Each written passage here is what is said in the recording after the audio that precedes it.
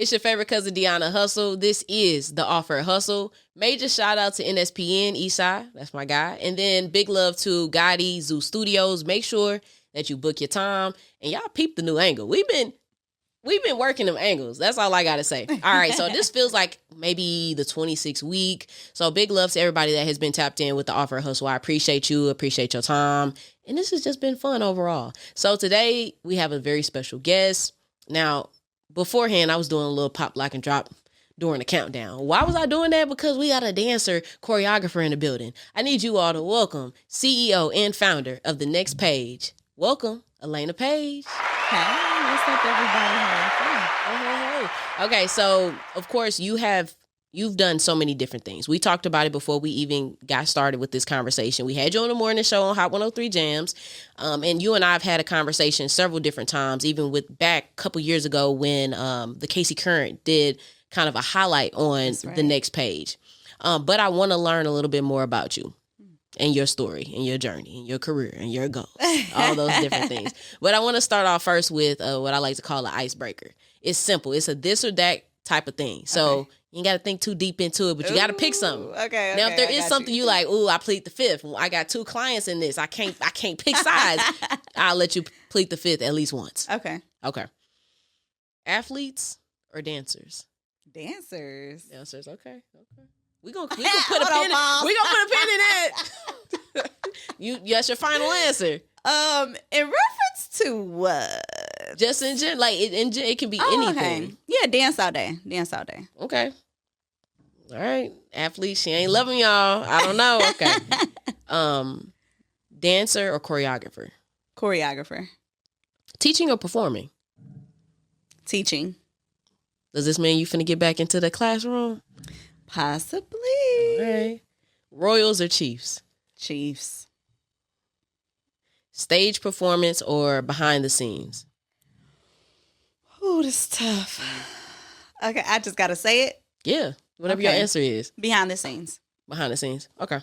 I figured you would say that because I feel like I see you do a lot of things behind the scenes. Like you are moving things when people don't even see it. So last question is a bonus question. If there was a dance or a theme song for your life, what would it be? So if it's a popular trending dance, it would be this. If it was a specific song that's just like, you know what, this song feels like my life, or at least at certain points of my life, this is what I feel like wouldn't express it.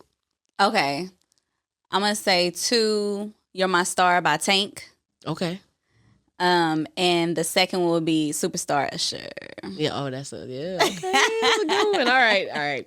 So I want to talk about your career and what sparked it first, because I know you've been into dance and the arts, but what sparked that love for you? You know, I have been dancing since I was a little girl.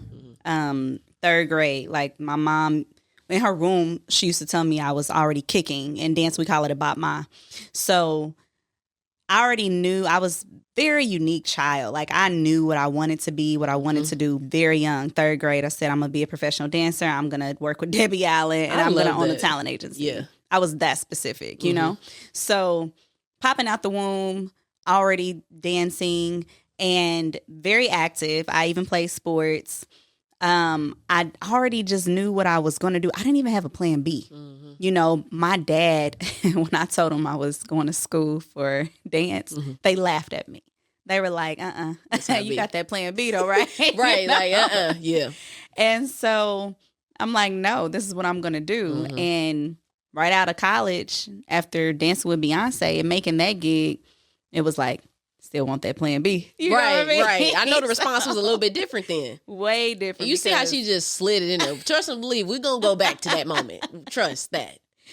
It was a humbling experience, you know, and then going off to China, dancing for 6 months, like I was literally living in one of my prayers, you know, I'm literally already making a living right out of college. That was what my degree was. A lot of people can't say that they're working in their degree, right? And so I never had a 9 to 5. I don't even know what that looks like. It was like literally a lifestyle for me. So I would say, I mean, being that young and experiencing all of that so young, being in rooms, being at the table, you know, it taught me so much. Yeah. That as quick as it was given to me, it could also be taken away. You know, so it taught me discipline, but like how to stay humble and true to yourself, integrity, loyalty, like all of those things. A lot of that stuff is washed out nowadays. Yeah. Because of the way the industry is. Absolutely. But I would say for me, yeah, it was like so vivid as a young girl. That you already knew. I love that. Yeah. Yeah. When you were in that early stage, I know your dad had the response of like, all right, baby girl, you need to have a backup. But was there somebody in your corner that off rip was just like, you know what? They recognized it. Maybe before you did, or maybe while you were recognized it, they recognized it and pushed you. Oh yeah. My mom took me to every dance class, every audition, every barbizon. You know, she like, we're gonna figure this out. You know, hustled hard to make it happen. You know, my hustle. Woo, that hustle. My dad was very supportive, you know. Right. But it was like, okay, what if this doesn't? You know, what if, right? But I was always, what's next? Yeah. You know? Yeah. Next page. Yeah. Yeah. She was already on the next page. I'm trying to tell you. All right. So you went to school in Chicago. Chicago, yeah. That had to be fun. We had a conversation before this that I enjoy Chicago. I think it's a beautiful city. Lots of opportunity is there. What point of that time did you end up working with Beyonce? Okay, that's good. So in college, I was a dance major. My minor was in arts and media management. So that's hence the agency and everything now. But while I was there, Columbia was very keen on relationships and networks. So we were based downtown Chicago. You know what I'm saying? So we would have networking events. We would have opportunities. Actually, one of my very first jobs was with Columbia Records. Wow. You know, I was doing artist development, creative direction for music videos for their artists. Nick Carter Green, I remember working on his music video and booking some of the dancers that are still dancing right now, you know, including myself. Yeah, and that's giving people opportunities too. That you had a position to even do that is big. I didn't even know what I was doing.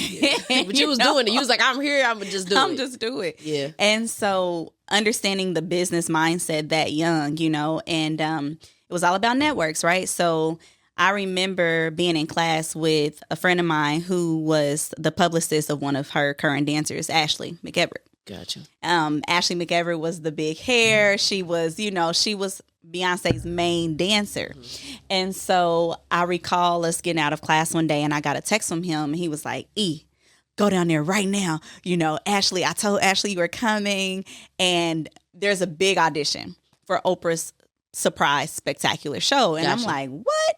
And so they're like, yeah, this is the Run the World tour and they're going to debut the song and all this stuff. So what I picked up, man, me and my girls, we went down there so fast. And y'all, the line was crazy. It was massive. I believe it. I mean, it was crazy. And so that was the first time, because here in Kansas City, I was always a trained dancer. So I always did ballet, jazz, modern, you know, and hip hop, right? Because that came naturally. However, I went there and I learned more, like, you know, anatomy, history, you know, all the things of dance to help me be a more well-rounded dancer. I remember going into that room and you would have thought she was going to be doing all the sing ladies or something. You know what I mean? We were doing ballet. I love that though. And I remember like, oh my God, Tombe, Potable Regli, Side, Potter Shot. So you was like, you was ready for this. I was ready though. Yeah. But I was a little shocked inside. We did Vogue. And I remember at the end of the night, Frank Gaston, that was the choreographer at the time, he said he separated us by zodiac sign. Wow. What's your zodiac sign? I'm a Gemini. Oh, yeah, Gemini. They're a little bit crazy, but we'll let it slide for the day. No, I'm joking. But, and so, I mean, he said that night, if you do not get a call, I expect to see you right here. Like, it was something crazy, like 5 or 6 a.m. in the morning. You know, you for were our still first a student, rehearsal. right? I was still a student. So it was like my senior year, yeah. Did you have to cancel anything to make all of that happen for you to attend? Did you have to skip anything? Was it something? Oh, yeah. We had, That's what I want to know. Some classes. Because people need to hear that part is like. It was sacrifice. Yeah, it was some sacrifice that you had to make because there are times like if it's an opportunity out there, sometimes you might just have to miss whatever you had planned. Yes. I had to miss it. I had to stop, drop, and roll. It wasn't like, but can I audition at 2:00? Right. No. You was ready to just. Yes, I had to get and go. And so I remember me and all my friends, we stayed in, I had a studio apartment.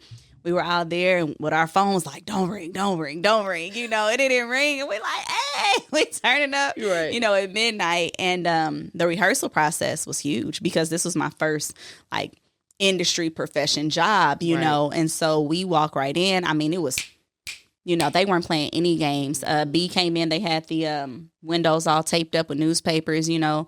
We worked extremely hard, and she put us all on a line. You know, this was another like really cool memory. And this is back when they were trying to say she was like Illuminati. Oh, okay. So that's when she was really blowing up, because she was really blowing. She was pregnant of, with Blue. Okay, you don't get those type of allegations until you really making some money. Somebody says that, then your bank account got to be good. Oh man, she was on top of it, you know. And so I remember standing in line, and this was before, you know, the whole black movement, you know, came to play. You know, the industry was very still much whitewashed, right? And so she looks at us and she goes, "It's too much color right here." And I remember being like, "What does that mean? Oh my God, what does that mean?" And it's political. You know what I mean? It was political. Like, hey, we got to throw in some white girls. We got to throw in some Asian. We got to throw in, you know what I mean?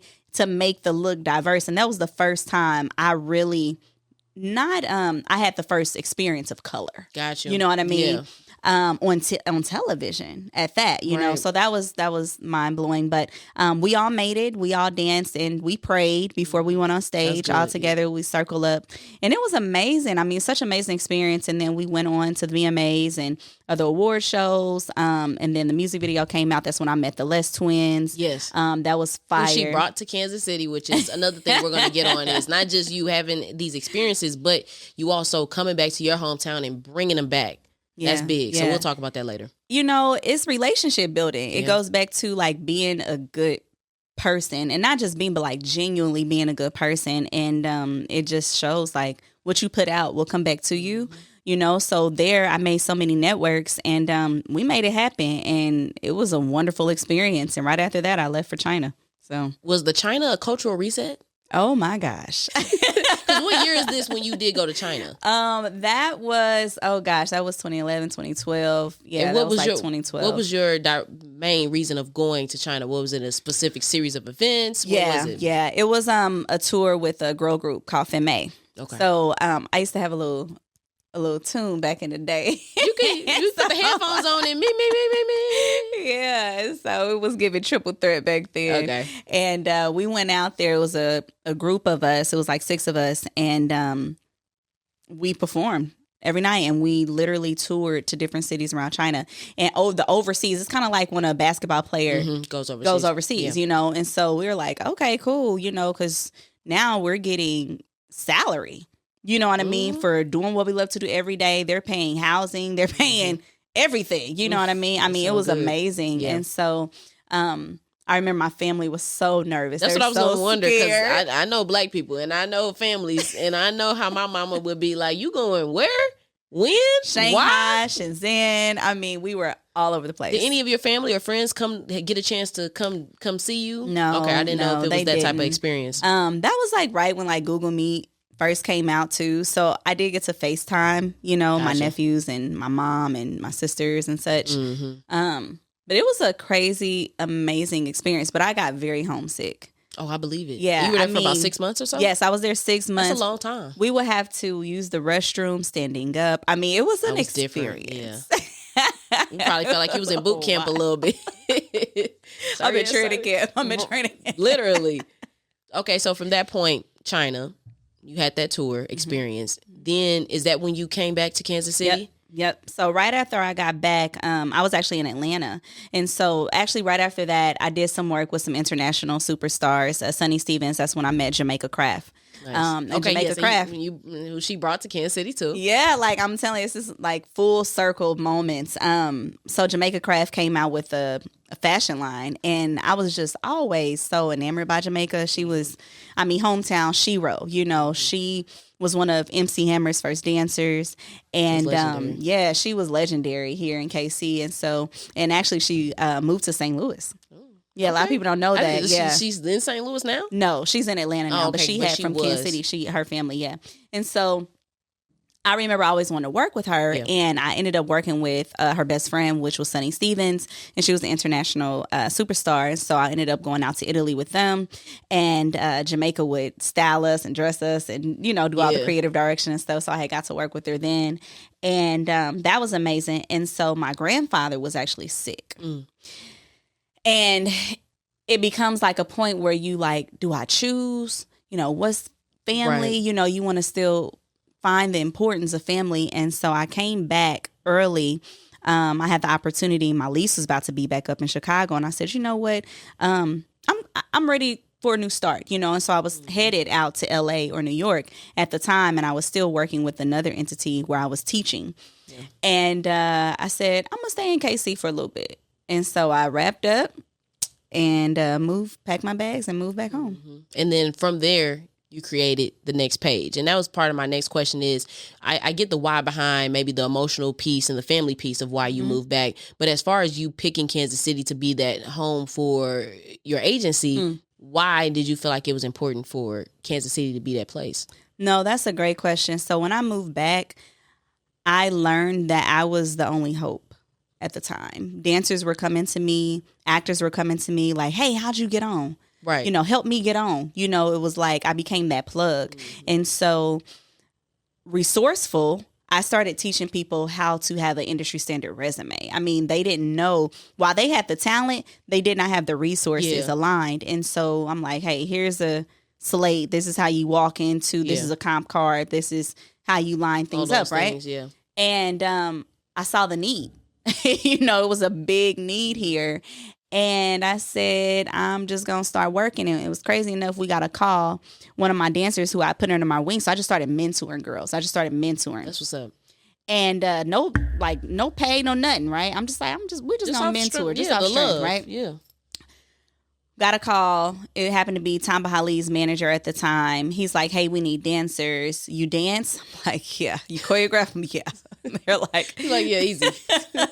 They're like, come on down. We're like, okay. We go to meet up and they're like, yeah, this is the set. We're doing the Liberian Entertainment Awards. Y'all hired. And so that was like the first thing of dancing here in KC professionally. Then I got another call and it was like, hey, we heard you've been dancing and you choreographed. Can you do this set? We got a show coming up with Yo Gotti. And I'm like, okay, down cool. Down in the DM? Down in the DM. I'll be like, okay. Yeah, let's do it. Found out who the artist was that was opening. It was Dwayne Bowe from the Chiefs. And we like, this is cool. This ain't bad. You know, went to, it was one of the hotels on the plaza, the Intercontinental. First time I have ever been there. I'm like, oh, my God. This is nice. This is fancy. You know? And I remember his wife coming down. I was so enamored by her. I'm like, oh, my gosh, she's boss. I think she boss, you know. And she's like, I was like, here's my resume. She's like, I don't need your resume. I already heard. I was like, period. Okay. Yes. See, so, and then things just started to really take off. So I'm like, oh gosh, okay, we got some opportunities picking up. There's a need. There's talent. Let's make a business. Yeah. And then you all move locations because I've been to the newer location. I forgot exactly where it's at, but I know I've been to the newer location. Where was it previous to that? So previously, we were actually located out of my church. So we were Concord Fortress of Hope. Shout out to churches doing, and that's the community piece, helping, because that's what we've always looked at the church to be. You know, when I look at the old movies of Malcolm X and all of them, that's what the church was. The church was the rock for the political aspect, your business ventures, everything. So shout out to your church for that. Shout out to my church. When I first moved back, I didn't have no job yet. And so I was just subbing. And my pastor was like, hey, you can be the program director they were opening up a community center. Nice. So I'm like, okay, thanks. That's they didn't charge me. Perfect timing. Man, I'm like, that's amazing. So I got in there. We had a studio to ourselves, and that's where we would do everything. And then I got a $50,000 grant. Shout out to Kansas City Gift. Yeah, that's big. That helped me find a brick and mortar. Space, and so now our new space is on 5930 Truce. Yeah, and it's beautiful, by the way. 8,200 square feet. Yeah, it's beautiful. Thank you. When I stepped in, I thought I could dance like Chris Brown. It doesn't work like that. The studio does not come with superpowers, but it does look beautiful. We're going to get you in a class soon, we're gonna do Maybe you can do that. Yeah, I need to learn how to do that dance. I can do something. All right, so aside from you just being CEO and founder, choreographer, dancer, all of those things, you wear multiple hats. You also are a mother. And I know you mentioned before then you picked up your son. And momhood is a lot because I have times where, and I don't have kids, but I have times where I call my mama and I just be like, how'd you do it? Yeah. And she did it with me, and I don't even have a kid, but I still ask her these questions when it comes to paying the bills, taking care of so much, being there for the people in your life, whether that's family that depends on you now. And I asked her, I just be like, how'd you do it? And she just be like, the grace of God. Like praying in the support system she had, which was my grandmother, and then my dad stepping in and all some of these different things. But how are you able to balance that? And what did that look like for you initially when your son was born? So I actually birthed the agency and our nonprofit in the same year while being pregnant. A lot. So I like to tell people, I'm like, I birthed my baby in business in the same year. B&B. 2021 was life-changing for me.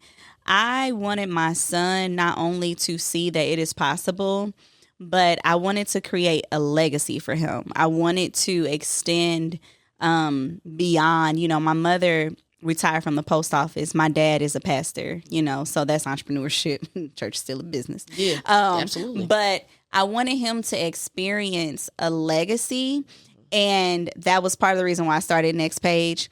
And so the balance is bullshit. I'm sorry, I probably can't curse on here. Okay, yes, but you good. It's like, wrong, yeah. Balance is straight bullshit. Like, because things prioritize at different times. Absolutely. But the one thing that remains constant is that yes, I am a mother first, right? So I feel I was so nervous when I was pregnant. I would pray to God, like, does a mother instinct just come? Does it happen? You know what I mean? Because it is like we have superpowers. Right.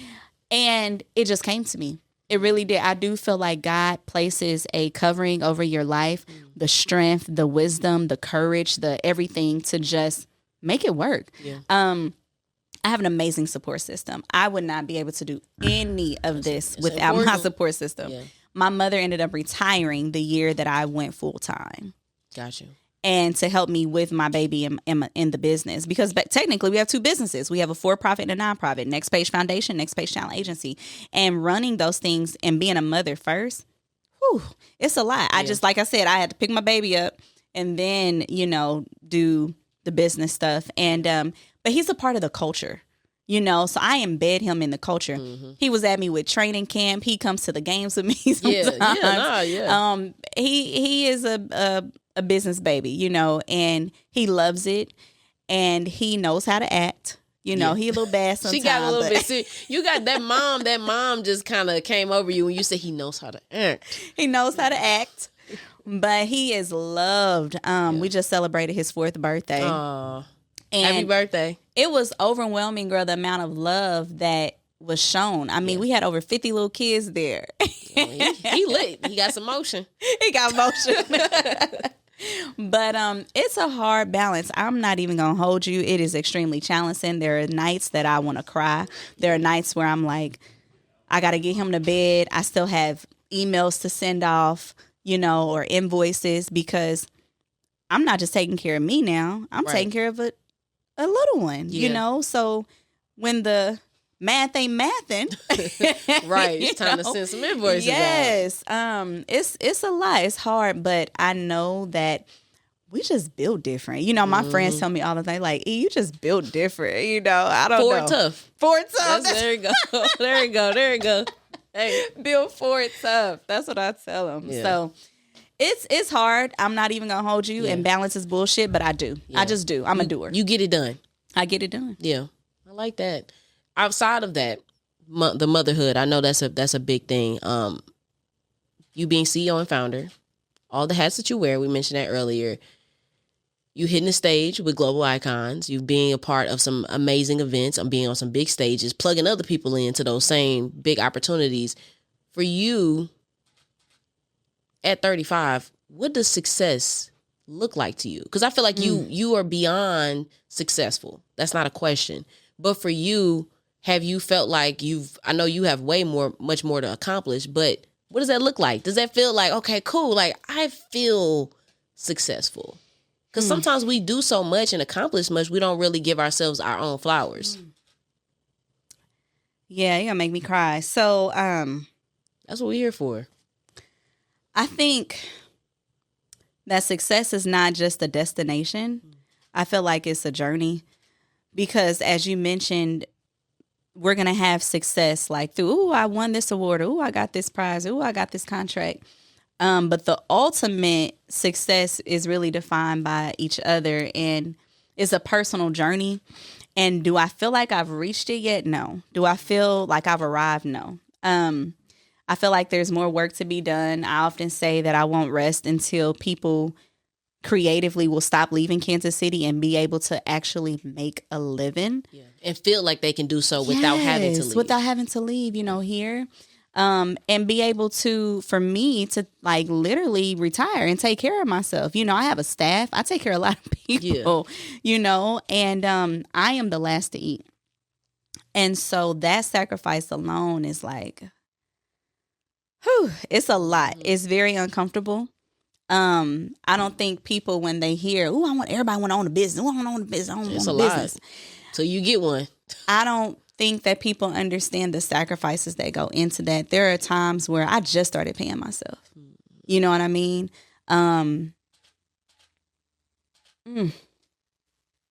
It's hard. Yeah, it's a lot. And it's a lot. And people honestly don't really care. And so I say that in the best way possible because employees come and go. Your family is really the only one consistent. My baby is like, ugh. Yeah. When I go home at night, I'm like, gosh, nothing else matters. Mm-hmm. Is this the success? Is this just him being able to raise a loving child? Is that the success? So I'm still searching for what that looks like and what that is, honestly. But do I feel that it is a destination? No. I feel that it is a complete journey. That's something that I'm still striving for. Am I satisfied with what I've done? Absolutely. Like I'm proud of myself. You should be. Oh gosh, you y'all. Should be. No, I love you being vulnerable. I appreciate that. First of all, I do want to say thank you for being vulnerable because that was literally the part of why I wanted to do the podcast too, is because I wanted to be able to have guests that felt like they could just be like, dang, I didn't even think about this, or let me give myself my flowers or whatever, because that's what we have to have our own spaces for. Yeah, it's stressful. Being a business owner is extremely stressful. And I remember starting out with so many people, and I've gotten to a point now, like, where people come up to me and they're like, you don't dance no more, and I love the stage. I feel like the stage is my sanctuary. Do I miss performing? No, not really. But do I love to perform? Yes, but do I love what I do? Absolutely. And that's what drives me and continues the marathon. But the shit is hard. It's hard. It's hard. And you got to be built different. It's a mindset, you know what I mean, that you have to get up each and every day. Thank you. To get up each and every day, to be this determined for a goal and an outcome, even when you don't get support back, or people just want to take. And they don't even ask you how you doing. They just tell you what they need from you. And that's honestly where I'm at right now, where people just boom, boom, boom, not even considering like, oh, she's a mother, she's a human, she's a person. It's trial and error, but it's a lot and it's hard, y'all. It's really hard. But success, I'm very appreciative of where I'm at, and because I work hard. Yeah. Oh, I work hard. Like I work hard. And if you follow her on Instagram, you know that I'm just say that off that. I am. I'm built different. And another thing I want to point out, because there's a lot of clout chasing, and I've been blessed. People are like, you don't got a PR person? You're looking at her. Like, you know what I mean? Right. One-stop shop. No, I do it all. And, people like, Really? Yeah. I do it, and I do it proudly too. You know, I saw something the other day that was like, oh, I hate paying bills. And it's like, won't you love to pay bills? Because you got it. You got it. Have a heart of gratitude to say, ooh, I'm paying my mortgage. I want to go home and rest my head on that beautiful bed. We get so content with certain things that we forget. We forget how to have a heart of gratitude. So as hard as it gets, I'm like, nah. Let me be thankful because I'm living in my prayers. Let me be thankful. I just helped this person book a job. I just booked over 200 people for a movie. Let me be grateful. I'm supplying jobs. I'm helping people pay their bills. I'm providing and making dreams come true. Absolutely. You know what I mean? So I always try to like change the narrative to have a mindset and a grateful heart to be able to even do it, Yeah. And it's funny you mentioned that because me and my best friend just had like a little best friend lunch date just to catch up on things. And she was just like, how's work and how's this and how's that? And I was just like, you know what? I am definitely at a stage where regardless of any politics or any equipment breaking down, anything that is out of my control, I'm not going to let that affect the fact that I pray for this moment. Yes. And I'm cool with that. Like, I'm happy. Like, I'm like, it could be so much worse. I get off at a decent time. Like, and once you really sit back and think on some of the things that you have, you'll really kind of change your mindset and you'll be really grateful and you might excel a little bit more too. Yes. Because when you walk around pissed and mad and be like, I can't do this going wrong, so-and-so pissed me off, this and that, you ain't going to enjoy the moment. Listen, I always tell when I do classes, I'm like, hey, put your hand over your heart. That heartbeat is purpose. Your breath, you're breathing, you're giving life to this land, and don't take that for granted. You know you gotta be here. I know you be having them in that classroom balling. Look, me, I'm balling. You got me balling. Well, I mean, today. with that right there, that's deep. I'll be like, oh my God, I came to dance, and now I'm over here in the corner crying. Yeah, I mean, it's true. We have to have a mindset and a heart of gratitude. Got to, especially entrepreneurship. Before entrepreneurship was a thing, I was already an entrepreneur, being a professional dancer. Mm-hmm. Now it's a trend. It is definitely a trend. Everybody is wanting, and I love my Black Wall Street, but like it's not meant for everybody either. Some people need structure. Some people need to play their role. 9 to 5. Some people need absolutely. Yes. So I am in the season. I attract. I don't chase. Mm-hmm. And what is for me will be for you. Will be for me. Speaking of things that are for you, movies, the TV screen, Lifetime, reality shows, you've experienced all of that. Tell us a little bit about the film and the project you worked on with Lifetime. Man, that was incredible. Great learning experience as well. It was my first big casting for a movie. Instead of being, in front of the film, I was behind the film and was able to cast hundreds. Oh my gosh, it was an amazing experience. And, we had amazing actors and actresses in that movie, very well-known names. And it was amazing. And then being able to see it on TV, I'm like, what? Like, let's go. Yes. Come on, Debbie. Yeah, that's a big feeling. We just wrapped up another amazing project called Transcending that will be out soon.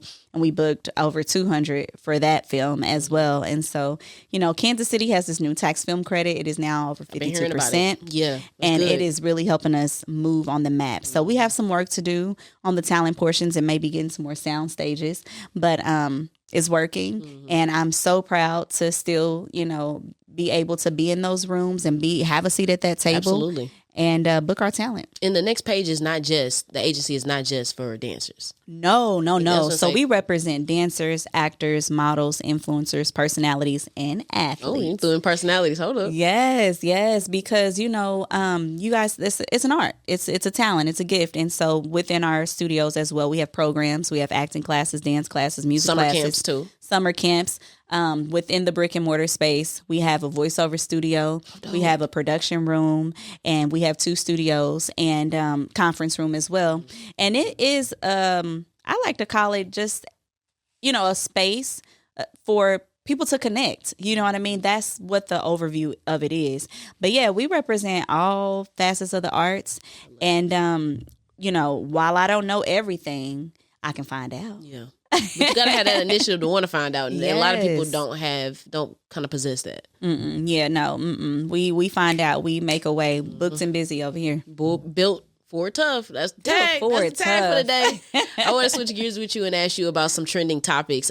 TikTok has been a new thing. I mean, Yes. I don't even know how long TikTok has been around. I mean, has it been around COVID? I don't know, but it I took know, off in the yeah. last 5 years. I can really say.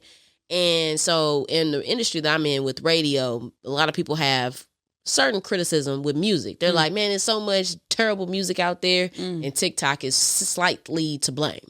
I understand why people might feel that way because it's so much content and so fast, and you on to the next video in 10 seconds. Yeah. Do you feel like, as far as dancers, I feel like TikTok has been a bigger platform for artists to go viral on a song, because even right now, Chris Brown going crazy with his song and the dance video and everything. But do you feel like TikTok has negatively affected dance community or just dance culture as a whole? So I love TikTok because it creates community to where the internet, you can be in so many different areas of the country.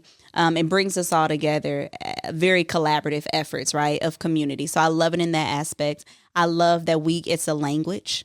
Right, it's turned into a language where if I just start doing it, you go finish it off. You will know what I'm talking about too. Yeah, you're gonna know what I'm saying, and so that creates a very great energy and space. So I love it for that. I love it for bookings. Honestly, like, we get a lot of bookings from artists now. They're like, hey, can you come up with this TikTok, choreography real quick, help my song go viral, you know? So it creates jobs, right? So it's doing its job and it's doing its thing.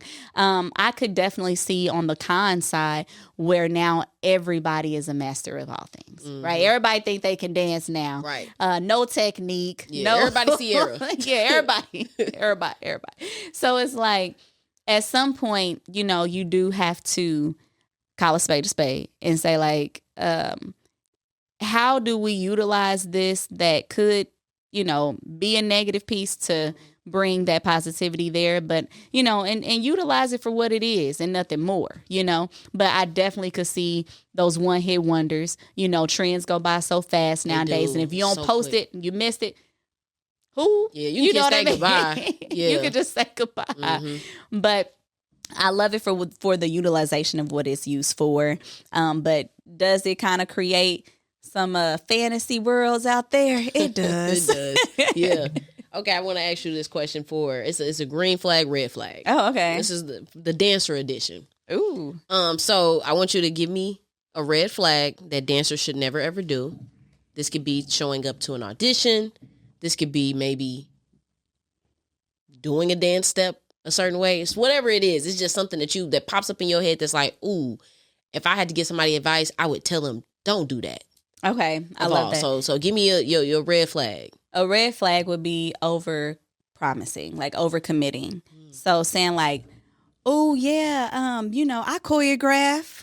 Oh, and you don't. You don't. Which is a big difference too. I want to say that because I remember, I think I just saw Sean Bankhead. Yeah, Bankhead, yes. and he was saying that he was explaining it's not the same thing, because I guess somebody was like, he was dancing on the video, which he normally posts anyways, of him doing a dance, and somebody was like, I thought you said you wasn't gonna choreograph no more. He's just dancing. He's just improvising. Right. He's just freestyling. He's not making up none of this. Is not Kenny Ortega. He's not in his Kenny Ortega bag right now. Like, he's not doing that. That is a creative process. It's like some people say that they provide services that they don't. You know what I mean? So it's like, don't fake and shake. Just keep it real. Like, if you don't do ballet, don't say you do ballet. Yeah, because you can be able to tell when the lights come on. Absolutely. There's times where we've had auditions and I'm like, are you prepared? And then I press play and they're like, oh yeah, I'm skilled in heels and, this, everything. that. And cut that music on. And I'm like, wait, what? Yeah. I believe you. I'm sure you got plenty of stories. I'm going to invite you to a casting. Yes. I got to. You got to invite me. I'm going to just it's a good time. Oh, I bet it is. Yeah. All right. Okay. What is a green flag for dancers, and then I'm gonna switch over to a different side of the industry. Okay. A green flag is I know somebody is serious when they walk in the room and they have the look. I mean, they are well put together. I know that they mean business. They have their headshot, their resume, baby. They are snatched. Body is cold. You know, their makeup, hair. You know, I'm like, oh yeah, she about to get busy. Yeah. You know what I mean? Yeah. So I would say a green flag is definitely being prepared. That means a lot too. Oh yes. What about the time? Does it matter I've always had the rule of thumb, anything that I do, I'm always 15 minutes. I'm there 15 minutes before. Yes. Just so I can maybe touch myself up in the car if I absolutely have to, or I want them to see me. So I've had plenty of interviews where I'm like, I want you to see that I'm here 15 minutes ahead of time. I want you to see me. I want you to know that I'm here. Right. Is there kind of a rule of thumb for that in that type of industry? Oh yeah, absolutely. We love for people to show up at least 15 and 30 and okay. early. Yep. Yeah, because you're on the clock. You know what I mean? In rehearsals, you get paid for rehearsals. In this, who get paid? The dancers. You get paid for rehearsals. Even rehearsals actors. after you got the gig. Yeah, after you got the gig. Hold on. I'm like auditions is what I was thinking. I am pushing industry rates here in Kansas City. Okay. But yeah, you get paid to be at rehearsal. Yeah. So it's a job. You're on a job. Yeah. People think that this is just fun. This is a job. Just like the Chiefs players that go out and throw that ball, that's a job. They get paid to that's a job. throw a ball. Mm-hmm. Yeah. People be forgetting that part. You can't come in here lollygagging. No, this is entertainment, but it's a job for them. Absolutely. So when they show up to appearances to get paid, that's a job. Yeah. All right, I'm going to switch gears with you. Red flag in the business world. Maybe you're an entrepreneur, something of that sort.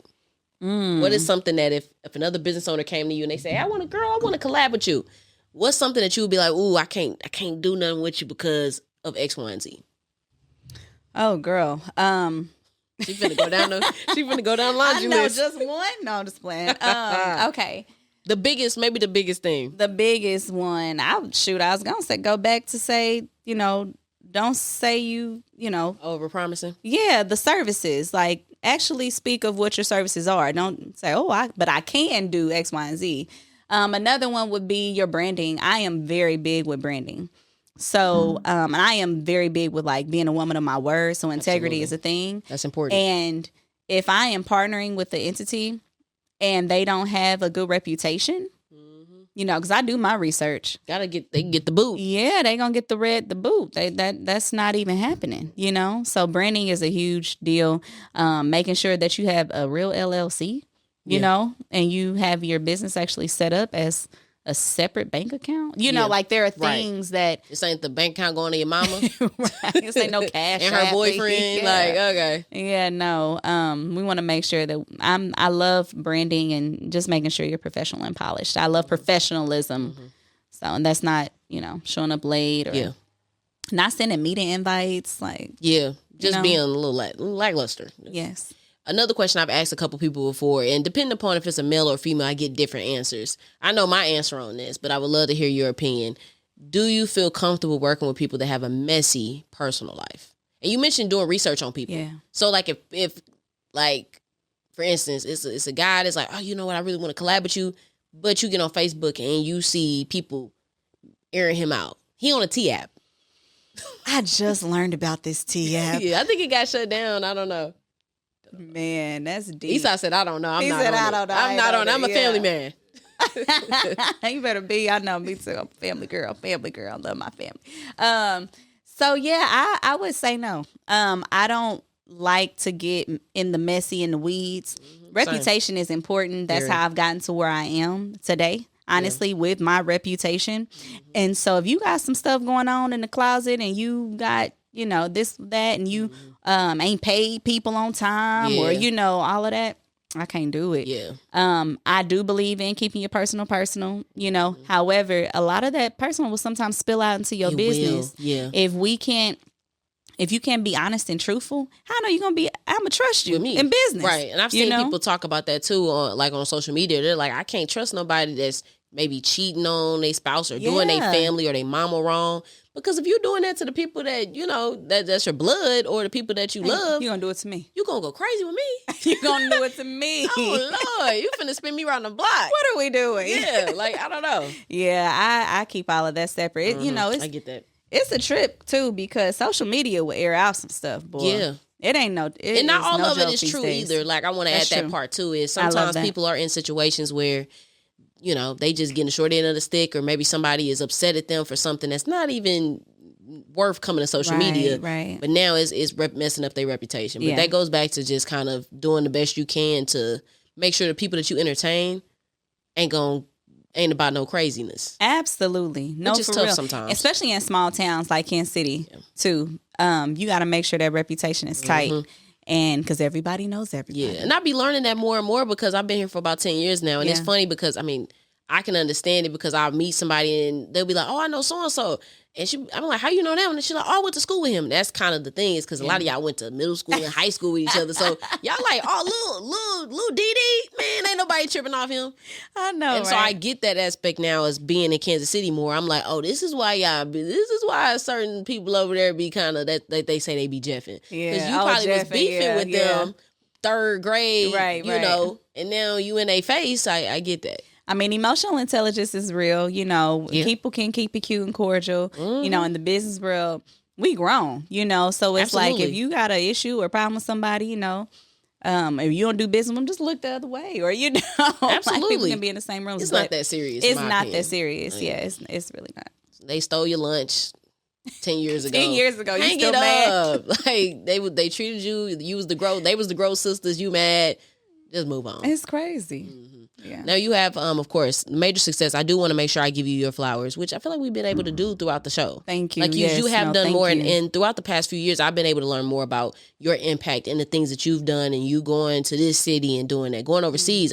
Me learning that today. Oh yeah, and that's big. You got to have a certain level of discipline to go overseas because when you have a mindset of I'm gonna get it done, it don't matter. Yeah. You can go to China for 6 months and get it done. But a lot of other people can't say that because they'll just be like, nah, I'm not ready. Yeah. Because you'll be praying for opportunity the whole time, but if you're not getting ready for that moment, what you doing? What are you doing? You know, a lot of people, I'm trying to teach people that they're not on your time. You're on their time, right? And so you have to be prepared because that call is going to come. Yeah. And when it comes, you can't be like, oh, but can I come tomorrow? They're like, no, I can go on and find someone else. It's 10 of you or, whatever. Thanks. And so that is a real thing. You know, we have a youth program and I believe in farming instead of hunting. And what that means is I'm trying to grow that next generation here in Kansas City, right? Gotcha. And so with our foundation, you mentioned the camp and things like that. We try to, a lot of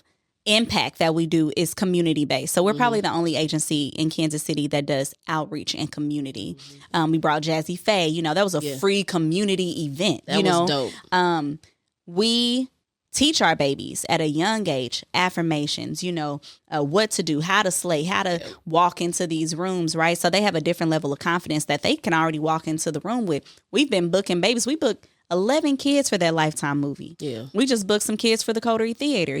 Like these kids are booking at a young age. So now we're also teaching them financial literacy, right? Because we don't want them to go bankrupt. We don't want get these big opportunities and just, or their parents. That's what I was going to say, their parents as well. Not doing what they're supposed to do with the money. And putting it in their savings. You took a credit card out in your son's name and he's 5. He's 5. Like, what are we doing? All right now. But it's so important. And so we're definitely teaching them at a young age how to be disciplined, to your point, and how to take advantage of these opportunities and show up to show out. Of course. Now, there might be somebody that's a dancer, somebody that's in theater, any type of industry that's maybe under the umbrella of theater. I mean, of entertainment. And they're watching this. They like, you know what? I just want to connect. I don't know. What would be some advice that you would have for them? They're like, they want to break into the industry and actually not just do stuff in Kansas City, but they want to be able to get calls. Yeah. In those big cities. They want to be able to follow a path that you led, of being able to hit those stages with Beyonce. Like, that is a lot of people's ultimate. Yeah. And you did that off rip. So what would be some advice that you would have to somebody that is watching and they're just like, man, I'm just trying to get in the room. I'm just trying to get in the room. I would say don't be afraid to invest. I didn't quit my 9 to 5. I actually got terminated from my not my 9 to 5, but from my corporate entity position that I was in. I had to get terminated to push me out. So, like, don't just quit your job. Like, utilize that as a resource. Yeah. Save, re-up, get those headshots. You know, spend time in the studio making a clean, professional project. Yeah. Get that videographer. Like, people invest in professional quality work, Yeah. right? So then when you come to me, you got it ready. You like, hey, You got something to show for You got it. something to show. And so Yeah. we have those resources, don't get me wrong. But I send people to the website. I'm like, hey, go to next page llc.com and put apply up there. Make it so I want to scout you out. I'm like, I want to check it out. shoot, Right. Yeah, let me hit What this they person got? up. Let me open up this roster for them, Yeah. you know. Make it so enticing. And then if we call you in for an audition, for a callback, you know, be ready. Be ready. You know, it's nothing worse than being called in and then you're not ready, or they like, ooh, I can't sing. Ooh, no, I don't have no monologue, or no, I don't got no media kit. And if you don't have those things, like I said, there are so many resources out here to get those things. Yeah. And then don't stay in the house. Get out, get outside, go outside, meet people, go to events. Yeah. I can't tell you how many times now while I'm out, if people see me while I'm out, I can't tell you how many times. Don't people come up to her with me. no Please, headshots. y'all. While she in good company taking a drink of the hustle. Period. I'm gonna come tomorrow.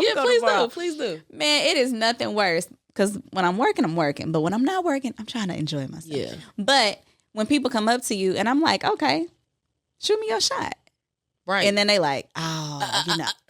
Yes, they do the stutter. I wasn't ready. I just was, you got to have a game plan when you go gotta to have somebody. a game plan. Be a shark. You know, be consistent. Be persistent. So it's so funny. There was a girl, actually, it's a real story. It happened today. There was a girl who had been in my inbox for years, y'all. I had put a position out there. Hey, we're hiring. She hit me up. We did a callback. She wasn't the one. We moved on. She took another position. Hit me up 2 weeks ago. Hey. She had been hitting me up all summer. Hey, I finally said, let's have a meeting today. She was ready. She came ready. Hey. I said, you know what? I'm going to hire you. Yeah. You know, it was just something about her, the persistence and the consistency. Yeah, Yes. She didn't give up. Yeah. She had great determination. And Speaks volumes. it speaks volumes. And she has the experience. And it was timing. It was alignment too. But, man, stay ready. Show up and show out. Stay ready so you ain't got to get ready. That's right. TTG. From Elaina Paige. Thank you so much for taking the time to be on the Offer Hustle. Thank you for having the conversation, being vulnerable with me, with us, and giving us a chance to learn more about you and, of course, the next page. Thank y'all so much for having me, and thank y'all for the support that y'all do for the outlet, because this helps us continue to serve the community when what you do as well. So thank you. No problem. Appreciate you.